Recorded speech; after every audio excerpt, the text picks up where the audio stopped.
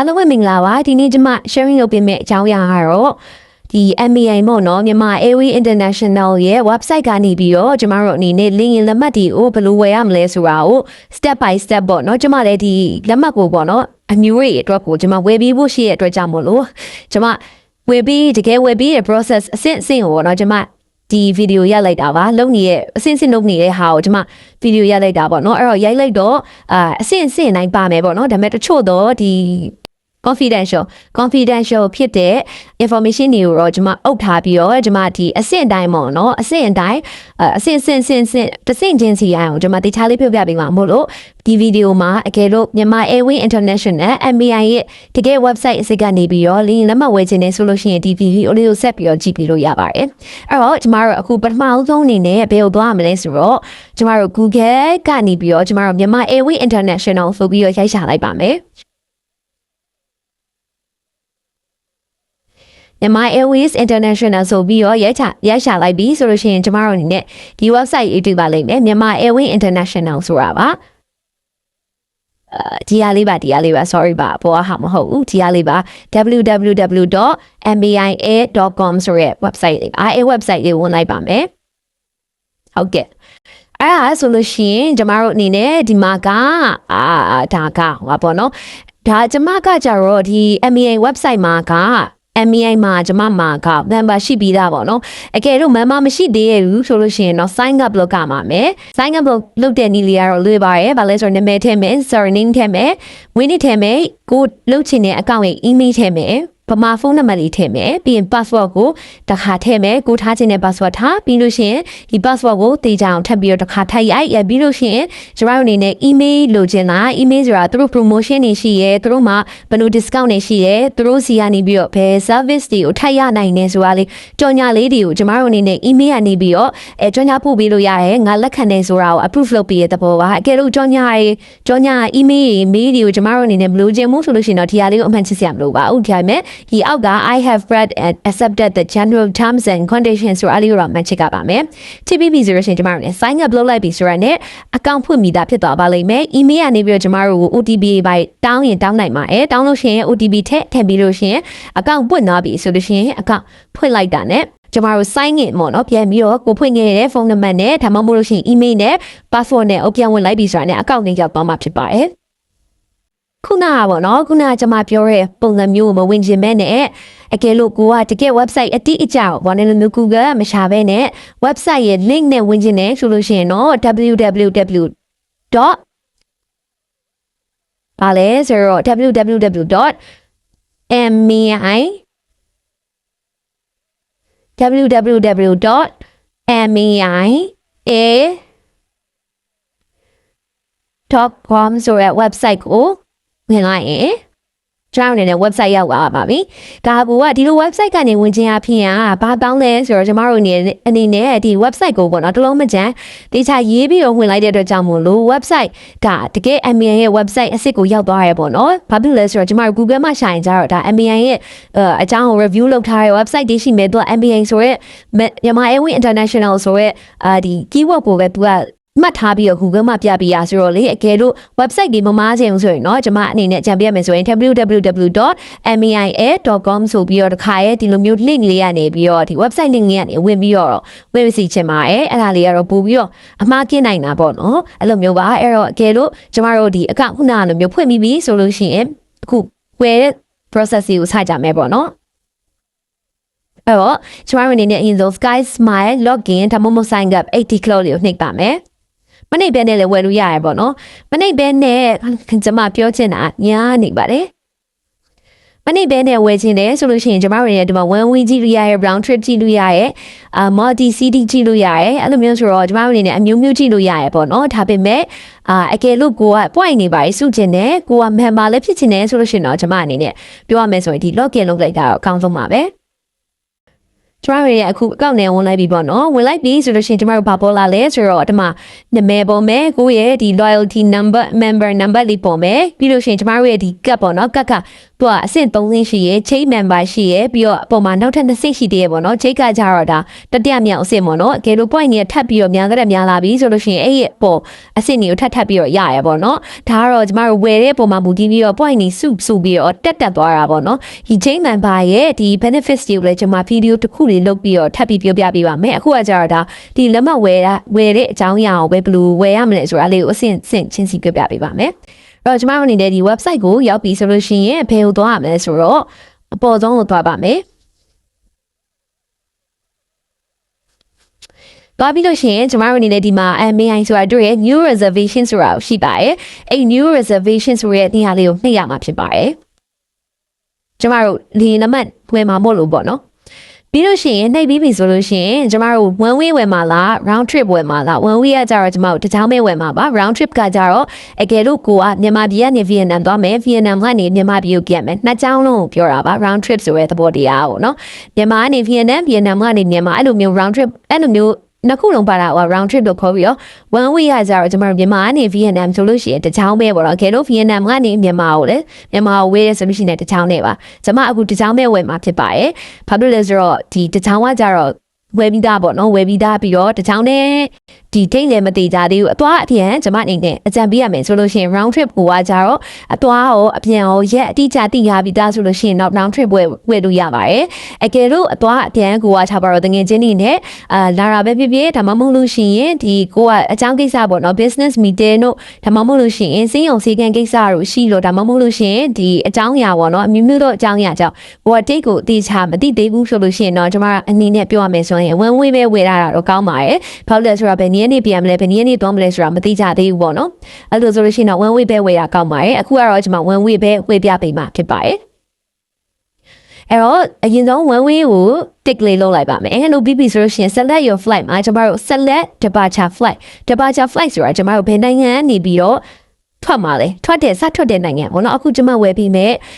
ဒီလင်းနံပါတ်ကကြတော့ဘန်ကောက်ကနေပြီးတော့ရန်ကုန်ကိုပြန်တဲ့လင်းနံပါတ်ဖြစ်ပါတယ်အဲ့တော့ departure flight ကိုကျွန်မနှိပ်လိုက်ပါမယ်နှိပ်ပြီးလို့ရှိရင်ဘယ်ကနေဖယ်လဲဆိုတော့ဘန်ကောက်ကနေရန်ကုန်ဖြစ်တဲ့ကြောင့်မလို့ departure flight ကဘန်ကောက်ကနေဖြစ်တဲ့ကြောင့်မလို့ဘန်ကောက်ဆိုပြီးရှာပေးပါမယ်ဘန်ကောက်ဆိုယူလိုက်ပါမယ်ရွေးပြီးပြီဆိုလို့ရှိရင် select arrival flight ကကြတော့ကျွန်တော်တို့ဘန်ကောက်ကနေမြန်မာဖြစ်တဲ့ကြောင့်မလို့မြန်မာဆိုပြီးကျွန်မရှိပြီးလိုက်ပါမယ်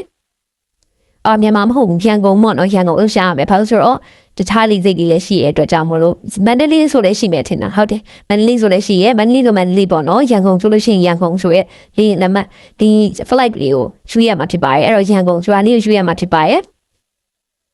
တော့ဒါလေးရွေးပြီးဒါနေရာပေါ့နော်ကိုဖေကနေဘယ်ကိုသွားမှလဲဆိုတာလေးကိုရွှေ့ပြီးဖြစ်ပါတယ်အဲ့တော့ပထမဆုံးတစ်ဆင့်အနေနဲ့ကျမတို့ဘယ်ကနေပြီးတော့ဘယ်နိုင်ငံကနေပြီးတော့ဘယ်နိုင်ငံကိုသွားမယ်ဘယ်နိုင်ငံကနေစောက်ထွက်ပြီးတော့ဘယ်နိုင်ငံကိုကြောင်သွားမယ်အဲ့ဟာလေးပေါ့နော်အဲ့တော့ဘန်ကောက်ကနေရန်ကုန်အကယ်လို့ရန်ကုန်ကနေကိုကနေပြီးတော့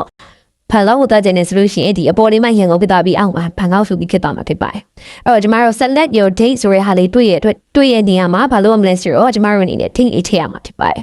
date ကကြတော့ကျမတို့ departure date ဘယ်နေ့ပြန်မှာလဲဘန်ကောက်ကနေရန်ကုန်နော်ဘယ်နေ့သွားမှာလဲအဲ့တော့ကျမအနေနဲ့ဘယ်နေ့သွားချင်တာလဲဆိုတော့16ရက်နေ့လောက်သွားချင်တာဖြစ်ပါတယ်အဲ့တော့16ရက်နေ့ဆိုပြီးကျမရွေးလိုက်ပါမယ်ကျမပြီးတော့ဒီမှာကြတော့ select your passenger မှာကြတော့ကျမနေလူကြီး2ယောက်အတွက်ကိုဝင်မှာဖြစ်တဲ့ကြောင့်မလို့ adult မှာ1ဖြစ်နေတဲ့အတွက်ကြောင့်မလို့ plus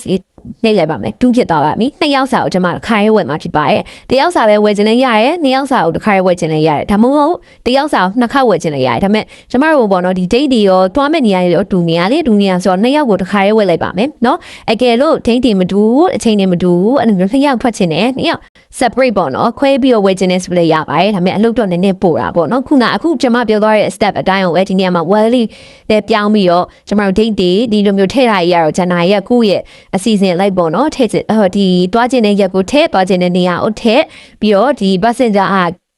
ဘယ်နေရောက်လဲဆိုတာကိုထည့်ပြီးတော့ကျမတို့အနေနဲ့ရွှေ့လို့ရပါတယ်အဲ့တော့အနေနဲ့ဒီ2ဆိုပြရွှေ့လိုက်ပါမယ်ရွှေ့ပြီးလို့ရှိရင် search flight ဆိုတာလေးကိုကျမရွှေ့လိုက်ပါမယ်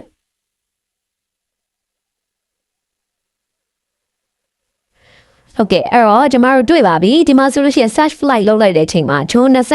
16အတွက်ကိုကျမတို့အနေနဲ့ဒီ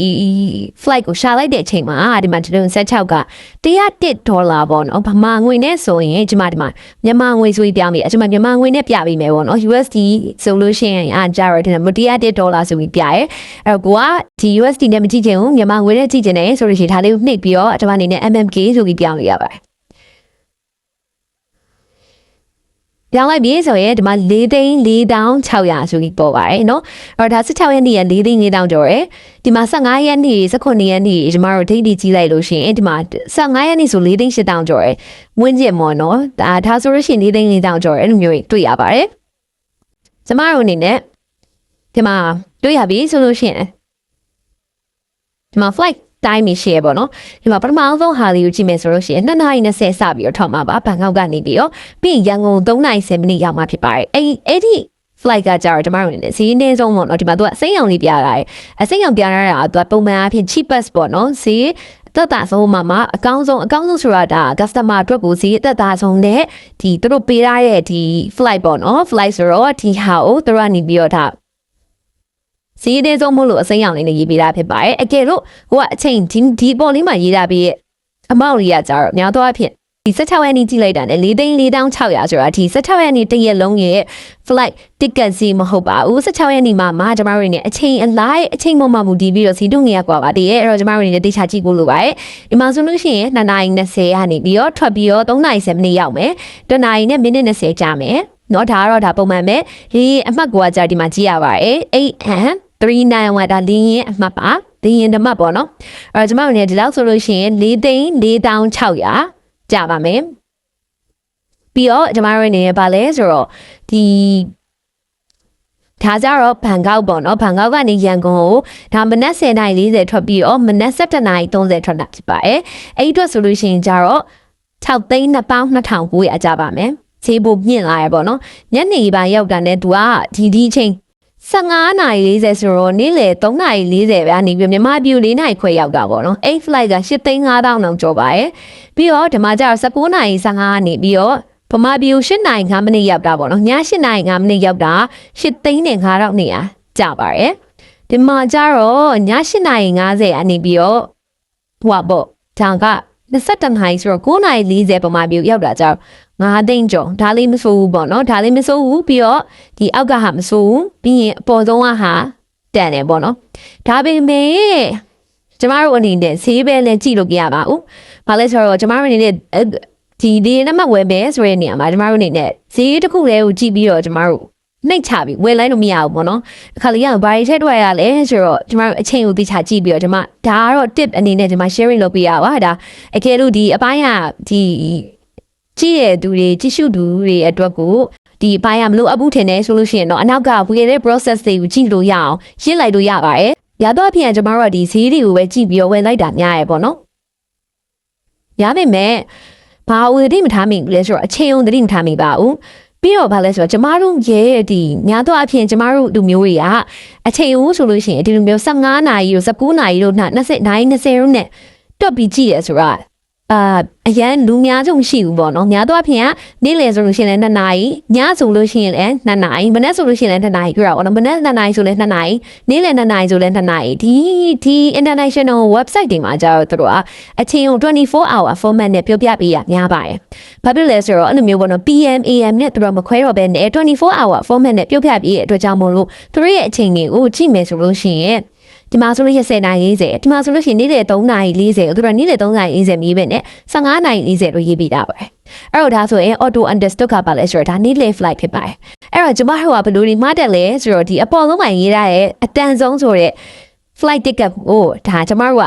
သွားပြီးတော့အထင်လွယ်တက်တယ်ပေါ့နော်လွယ်တက်တယ်ဆိုတော့ဘာလဲဆိုတော့2:20ထွက်ပြီးတော့3:10ဗမာပြည်ရောက်တော့အော်အချိန်လေးအဆင်ပြေတာပဲ$4,600ပဲကြာတယ်အချိန်လေးစင်ပြေတယ်ဈေးကလည်းပိုးတယ်သက်သာတယ်ဒါပေမဲ့အဲ့အချိန်မှာဘာဖြစ်လဲဆိုတော့လွဲမရဲ့အမားကြီးတစ်ခုဖြစ်တာပေါ့နော်ဘာဖြစ်လဲဆိုတော့ကျွန်မအနေနဲ့ကျွန်မကြားဘူးလားကျွန်မရဲ့ဒီအတိရေပေါ့နော်တချို့အတိရေဘယ်လိုမျိုးဖြစ်ခဲ့လဲဆိုတော့ကျွန်မ example လေးရှင်းပြချင်ဥပမာလေးရှင်းပြချင်တာပေါ့နော်သူတို့အနေနဲ့ဒီမျိုးလက်မှတ်တွေပေါ့နော်ဒီ flight time လက်မှတ်တွေဆိုရင်တို့ကအရင်တန်တဲ့အရင်သက်သာရင်ဆိုပြီးတော့များတော့အဖြစ် flight တွေ book လိုက်ကြပြီးတော့အဲ့တော့ကအတိတရဆိုလို့ရှိရင်သူကဒီလိုမျိုးအချိန်ပဲ what ဒီပဲဒီလိုမျိုးအချိန်ပဲ take ကတော့꿰တာပေါ့နော်ဒီလိုမျိုးအချိန်ပဲ flight ကို booking လုပ်ထား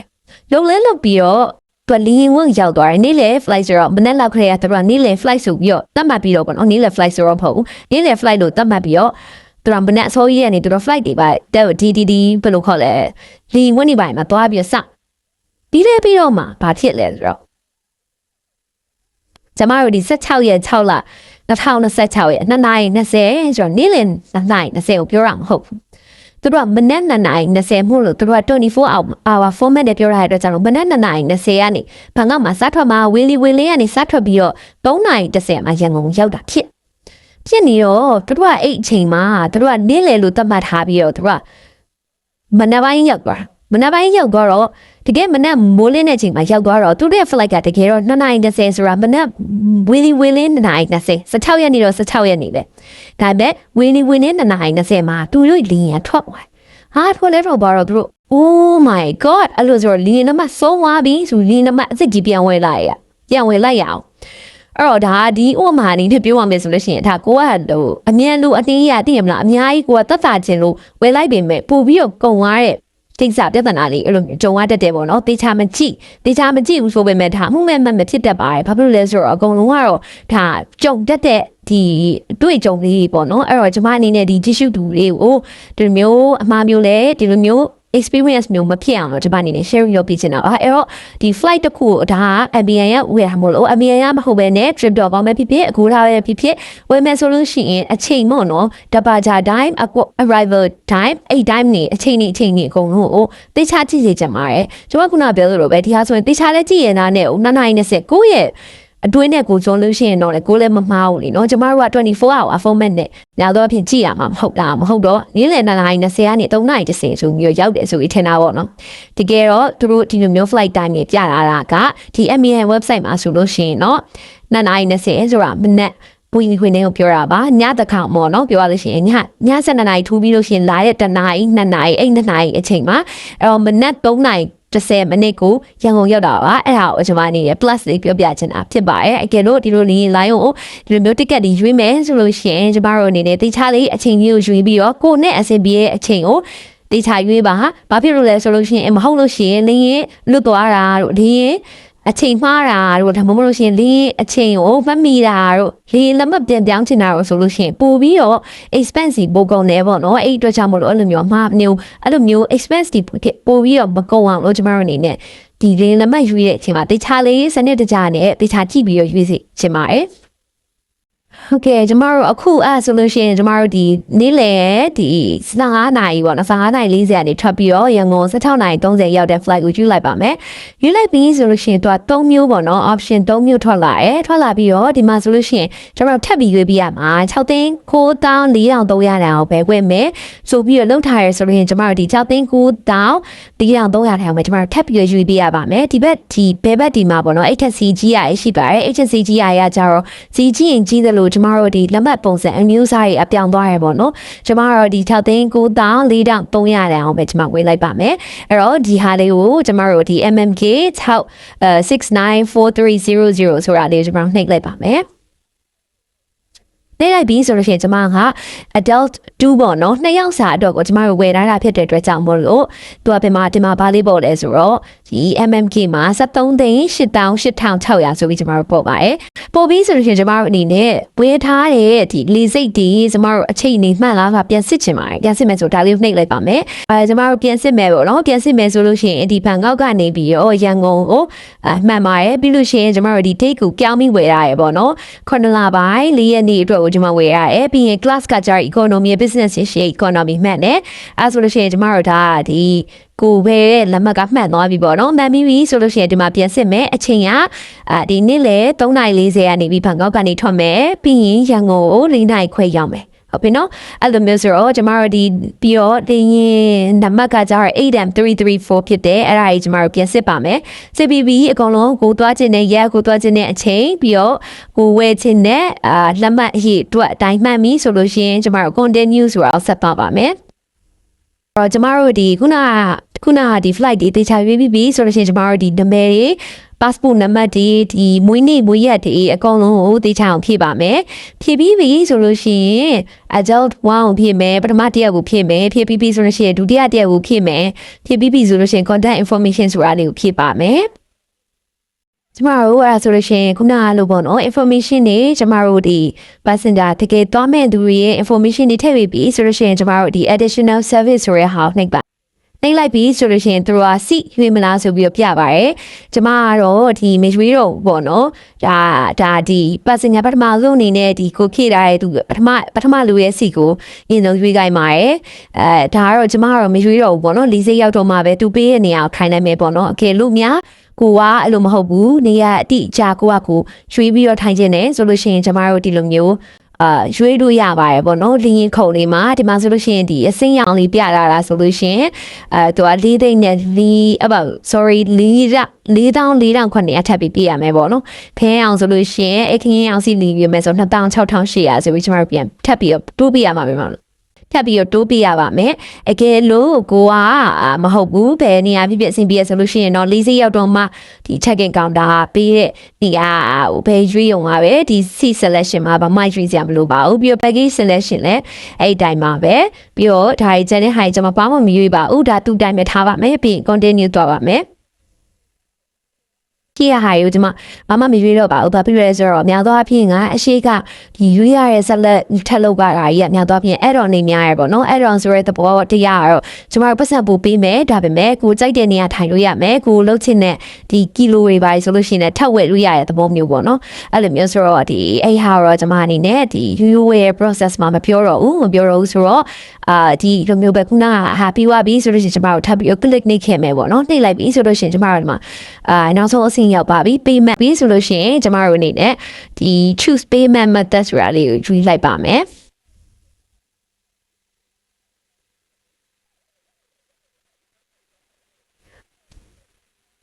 ပြီးလို့ရှိရင်ကျမတို့အနေနဲ့ I have read and accept ဆိုတာလေးနှိပ်ပြီးတော့ payment ကိုကျမတို့ဒီ visa card ဒါမှမဟုတ်လို့ရှိရင် credit card တောင်းမလို့ရှိရင် MBU ရှိ MBU GCP ဆို GCP ဒါမှမဟုတ်လို့ရှိရင်အဲ့လိုမျိုးပေါ့နော်သူပေးရတဲ့ payment method တွေနဲ့တခုမဟုတ်တခုရှိရဲဆိုလို့ရှိရင်အဲ့လိုမျိုး payment တခုနဲ့ခြေပြီးပြီဆိုလို့ရှိရင်တော့ကျမတို့ဒီလက်မှတ်ကလက်မှတ်က confirm ဖြစ်ပြီဆိုပြီး confirmation ကအခုအရှိမထည့်ခဲ့တဲ့ email တွေကို confirmation letter လေးဝင်လာလို့ရှိရင်ကျမတို့အနေနဲ့ဒီလက်မှတ်လေးရပါပြီအဲ့ဒါဆိုလို့ရှိရင်အဲ့ဒီလက်မှတ်လေးကိုကျမတို့ဒီခီးသွားမယ့်နေ့ပေါ့နော်ဒီလေစိတ်ကိုသွားမယ့်နေ့မှာအဲ့ဒီစာရွက်ကလေးကို print ထုတ်ပြီးပဲဖြစ်ဒါမှမဟုတ်လို့ရှိရင်ကျမတို့ဖုန်းထဲမှာအဲ့ဒီ file လေးကို down ပြီးတော့ပဲဖြစ်ကိုနဲ့ယူသွားပြီဆိုလို့ရှိရင်ဒီစိတ်မှာ check in လုပ်ပြီးတော့အဲ့ဒီလက်မှတ်ကိုသုံးလို့ရပါပြီအဲ့တော့ဒီနေ့လက်မှတ်ဝယ်တဲ့ process ကတော့ပေါ့နော်ဒီလေးလက်မှတ်ဝယ် process ကတော့ဒီတရားလေးပါပဲပေါ့နော်အလုံးကျေးဇူးတင်ပါတယ်